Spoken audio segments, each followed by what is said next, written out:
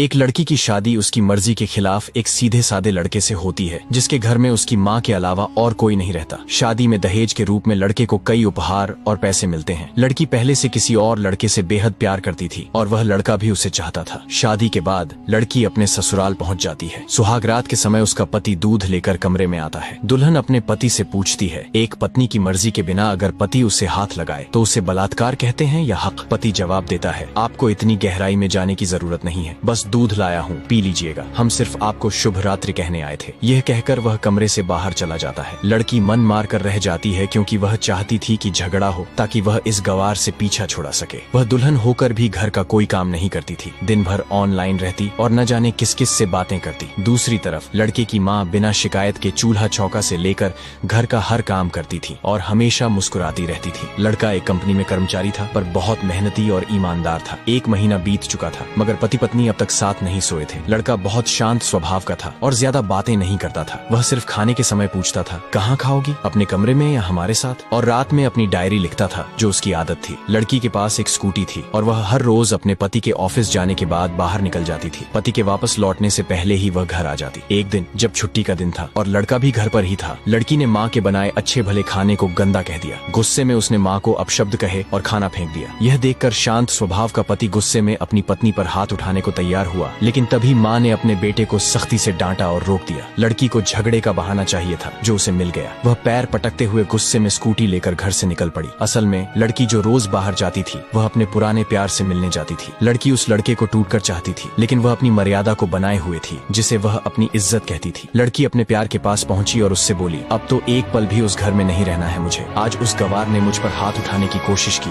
ये मुझे बर्दाश्त नहीं। लड़का बोला, मैं तो कब से कह रहा हूँ कि भाग चलो मेरे साथ कहीं दूर, मगर तुम हो कि हर बार टाल देती हो। लड़की ने जवाब दिया, शादी के दिन मैं आई थी तुम्हारे पास, तब तो तुमने खुद ही मुझे वापस भेज दिया था। लड़का कहने लगा, खाली हाथ भागकर कितना दूर जा सकती हो? मैंने कहा था कि कुछ पैसे और गहने साथ ले आना, तुम तो खाली हाथ ही आ गई थी। आखिर दूर किसी नई जगह पर जिंदगी नए सिरे से शुरू करने के लिए पैसे तो चाहिए ना? लड़की बोली, तुम्हारे और मेरे प्यार के बारे में जानकर मेरे घर वालों ने मेरे बैंक पासबुक, ATM और सारे गहने तक जब्त कर लिए थे। मैं तुम्हारे पास लाती भी क्या? हम दोनों मेहनत करके कमा भी तो सकते थे। लड़के ने तीखे स्वर में जवाब दिया, खाली हाथ भागते तो ये इश्क का भूत 2 दिन में उतर जाता, समझी? और जब भी तुम्हें छूने की कोशिश करता हूँ बस नखरे दिखाती हो, हर बार यही कहती हो, शादी के बाद। लड़की ने गंभीरता से कहा, हाँ शादी के बाद ही अच्छा होता है ये सब। मैं आज भी एक कुंवारी लड़की हूँ। शादी के बाद भी आज तक उस गवार के साथ सो नहीं सकी क्योंकि मैं तुम्हें ही अपना पति मान चुकी हूँ। बस तुम्हारे नाम का सिंदूर लगाना बाकी है, वह लगा दो, फिर सब कुछ तुम्हारी मर्जी से होगा। लड़का मुस्कुराकर बोला, ठीक है मैं तैयार हूँ, मगर इस बार कुछ पैसे जरूर साथ ले आना। ऐसा मत सोचना कि हम दौलत से प्यार करते हैं, हम सिर्फ तुमसे प्यार करते हैं। बस थोड़े पैसे किसी छोटे मोटे बिजनेस के लिए चाहिए। लड़की ने नाराजगी से कहा, उस गवार के पास पैसे कहाँ होंगे? मेरे बाप से 3 लाख रुपए ऊपर से मारुति कार भी ले चुका है। हाँ कुछ गहने हैं, वही ले आऊंगी आज। यह कहकर लड़के ने लड़की को एक होटल का पता दिया और वहाँ मिलने का समय तय कर चला गया। लड़की घर आकर फिर से झगड़ा करने लगी मगर अफसोस वह अकेले ही चिल्लाती रही, उससे लड़ने वाला कोई नहीं था। रात 8 बजे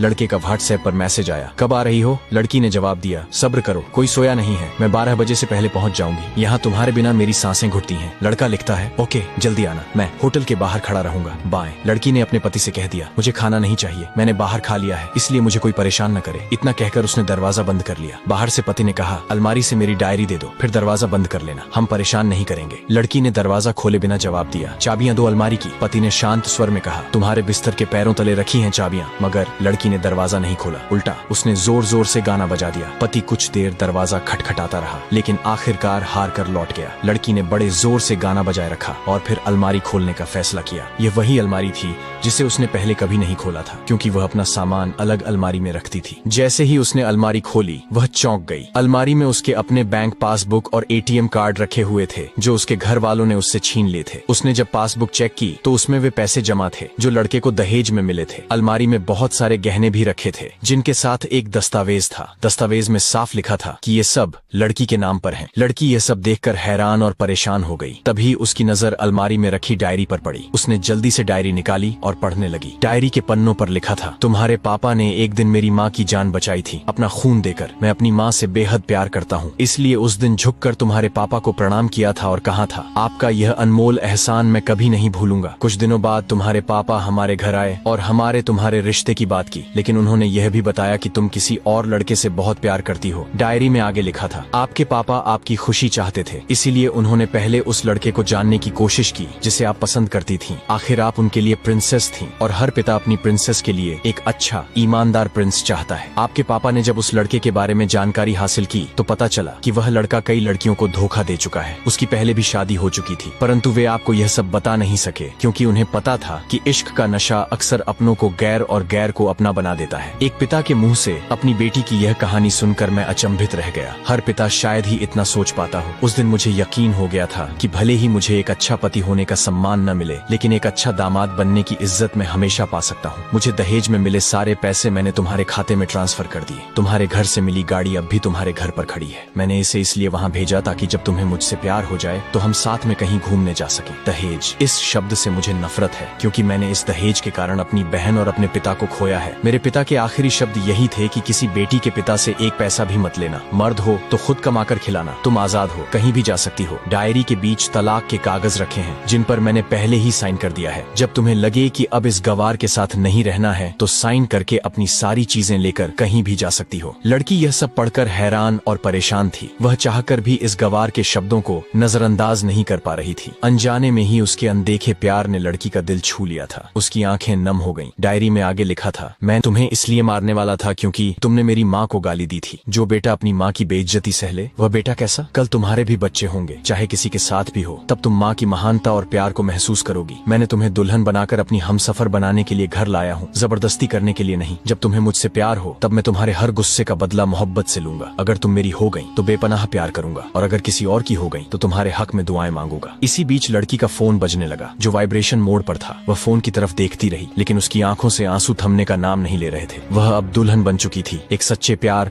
और समर्पण को महसूस करती हुई। सिसकते हुए लड़की ने अपना मोबाइल उठाया और पहले सिम कार्ड को तोड़कर सारा सामान वैसे ही रखा जैसा था। न जाने कब उसकी आंखें बंद हो गईं, उसे पता ही नहीं चला। सुबह देर से उठी तब तक उसका पति ऑफिस जा चुका था। उसने सबसे पहले नहा धोकर साड़ी पहनी, फिर अपनी मांग में लंबी और गहरी सिंदूर डाली। फिर उसने किचन में जाकर सास को कमरे में बुलाया और तैयार होने के लिए कहा। कुछ समझे बिना सासू माँ को अपने साथ स्कूटी पर बिठाकर थोड़े नमकीन, हलवे और चाय के साथ जबरदस्ती ले जाने लगी। सासू माँ को कुछ भी पता नहीं था कि बहू उन्हें कहाँ ले जा रही है, लेकिन वह चुपचाप बैठ गई। रास्ते में सासू माँ से पति के ऑफिस का पता पूछते हुए वो ऑफिस पहुँच जाती है। जब पति ने अपनी पत्नी को इस हालत में देखा तो वह हैरान रह जाता है। पति ने पूछा, सब ठीक तो है ना माँ? लेकिन माँ बोलने से पहले पत्नी गले लगाकर कहती है, अब सब ठीक है, I love you for ever. Office में खड़े सभी लोग ये दृश्य देख रहे थे तो दुल्हन कहती है, मैं इनकी धर्म पत्नी हूँ। अब 1 महीने तक मेरे पतिदेव ऑफिस में दिखाई नहीं देंगे। ऑफिस के लोग चौंक जाते हैं। दुल्हन ने कहा, क्योंकि हम लंबी छुट्टी पर जा रहे हैं साथ साथ। पति ने कहा, पागल। दुल्हन ने कहा, आपकी सादगी और भोलेपन ने मुझे ऐसा बनाया है। सभी लोग तालियां बजाते हैं और दुल्हन फिर से अपने गवार पति से लिपट जाती है। वह जानती है कि अब से वह कभी भी अपने पति से दूर नहीं होगी। बड़े कड़े फैसले होते हैं कभी कभी हमारे अपनों के, लेकिन हम समझ नहीं पाते कि हमारे अपने हमारी फिक्र खुद से ज्यादा क्यों करते हैं। माँ बाप के फैसलों का सम्मान करें क्योंकि ये वो 2 शख्स हैं जो आपको हमेशा दुनियादारी से ज्यादा प्यार करते हैं। दोस्तों, रिश्तों में सच्चाई, सम्मान और समझदारी का होना बेहद जरूरी है। कभी कभी हमें अपने परिवार के फैसलों को समझने की कोशिश करनी चाहिए क्योंकि वे हमारे भले के लिए होते हैं। अगर आपको यह कहानी पसंद आई हो तो कृपया लाइक करें, अपने दोस्तों के साथ शेयर करें और ऐसे और दिलचस्प वीडियो के लिए हमारे चैनल को सब्सक्राइब करना न भूलें। तो चलिए दोस्तों, मिलते हैं अगले वीडियो में। धन्यवाद।